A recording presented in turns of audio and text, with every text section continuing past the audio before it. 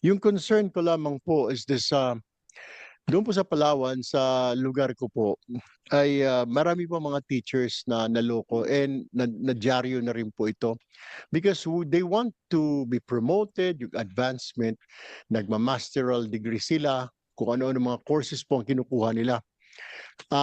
I don't know kung talagang dapat ho ba okay lang nasa online yung when they take these courses for their advancement, or they must be present in classrooms kasi this is what happened. They said it's online. May graduation pa, nagbayad sila for ilang buwan, and then hindi naman in-acknowledge po yung ika nga, yung schooling na ginawa nila. Yung sa akin lamang po, sana ma-avoid po natin ito, mabantayan po natin. I know how hard it is. Hindi naman ho ganun kalakihan po ang sahod ng mga teachers natin, that yet they invest for their future, Mr. Chair. So ito nga po yung nangyari doon sa Palawan. Ilang teachers po yun, halos 100 na they want to advance, kumuha pa ng mga courses, yung pala hindi naman po credited. So ito siguro dapat ang bantayan po natin, yung para hindi naman po kawawa ang ating mga guro across the land. Pangalawa po, yung siguro yung isa pa po na problem po natin dito po sa teacher accommodations po, lalo po sa mga provinces, far-flung areas. Yung kanila pong pati safety po, hindi po matiyak ng DepEd. Now, lalo na po sa mga remote areas na they live in a small house, mga dampa, and then yung safety po nila. Isa pa rin ho siguro yan. Well, I believe na dapat din po nating pag-usapan at tutukan po para po sa kapanan ng ating mga teachers. Maraming salamat po, Mr. Chair. That's all I can say. Maybe get a response from Ched doon po sa comment ni Senator Tulfo. Good morning, Mr. Chair, Senator Tulfo. Good morning po. Erickson Reyes from CHED. I think the matter is currently under investigation po, yung sa Palawan case. As far as our office is concerned, we have conducted a meeting po with Mimaropa, CHED Mimaropa on this. And based on information that we have po, it's an illegal offering at Palawan po. So this school is actually a private school located in BARM. So they offered an extension program in Palawan, which was not authorized by the Ministry of Basic and Higher and Technical Education. So hindi lang po ako aware dun sa exact information on how the operation went well, but I think the matter has been brought to the attention of CHED Mimaropa and to DepEd concern, particularly on how to address the affected teachers. Mr. Chair, if I may add, isa pa hong katanungan dyan, Sir Reyes, at siguro sa DepEd na rin. Are there measures or steps you guys doing sa CHED and DepEd para maiwasan na po ito? Imagine spending thousands po para iniisip ng isang teacher for promotion, advancement. Tama naman ho yun, di ba? You go to school, you get degrees and masteral para lamang to earn that promotion, 1 step, 2 steps. Pero after that, after spending what, 40,000-50,000, wala nang naglaho. Meron na po bang steps after this happened? After this happened, may ginagawa na po ba ang CHED? Meron din po ba ang DepEd para maprotektahan po yung ikang effort para hindi masayang yung oras ng teacher at saka yung pera na ibinuhos niya para sa personal advancement, career advancement?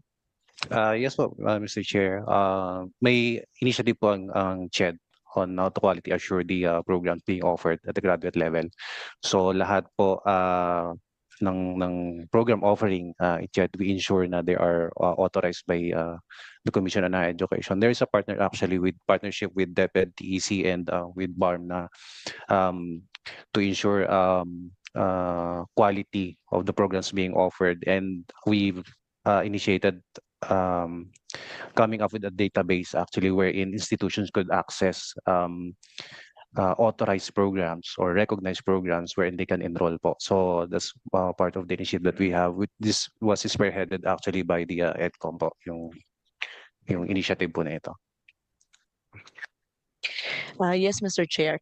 The agencies, Teacher Education Council, CHED, we included DepEd, and EDCOM supported us on this. We included PRC. We looked into short-term and long-term goal towards the quality assurance. The first and immediate reaction that we did po is to develop what we call FILTER. That's the Philippine Teacher Education Registry, which is housed at the Teacher Education Council in our website. Supported by CHED. Ang FILTER po ay ang kauna-unahan na registry kung saan matitingnan ng lahat ng stakeholders natin, estudyante man o mga parents man o lahat ng miyembro ng higher education on teacher education po, Mr. Chair. Kung may quality assurance ang kanilang TEI at ang kanilang programa. So makikita po nila doon. Ang komplikasyon po sa current na work namin is that sa laki ng data, nililinis pa po yun, and we're currently working on that.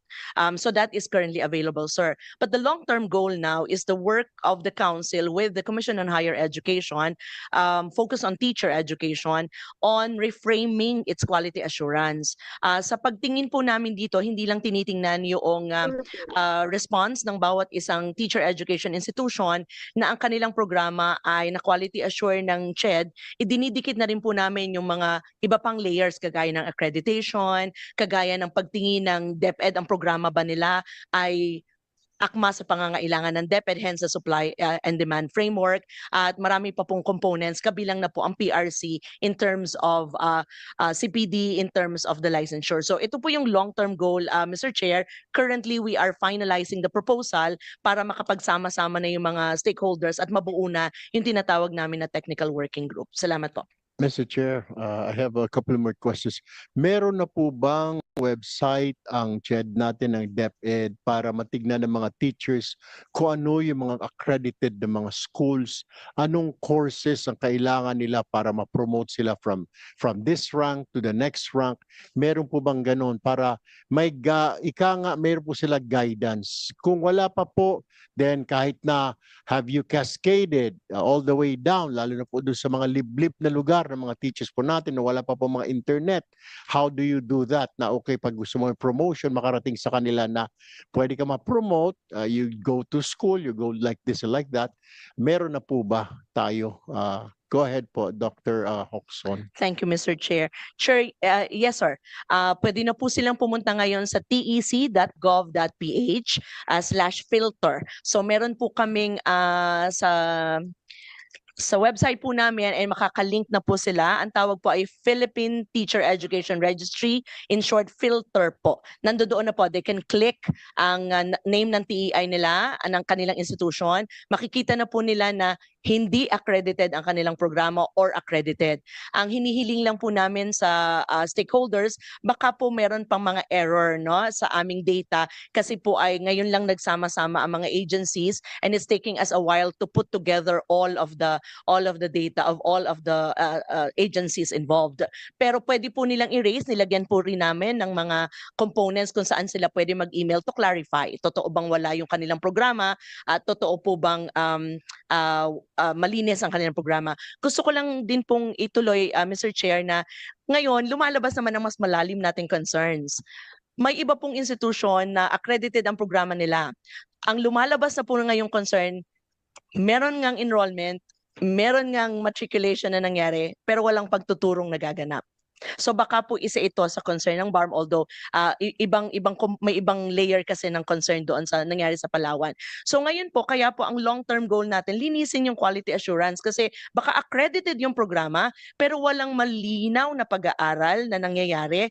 Yung iba pong report na nakuha namin, nag-enroll, ang sunod na pong nagkita sila, graduation na. So lumalalim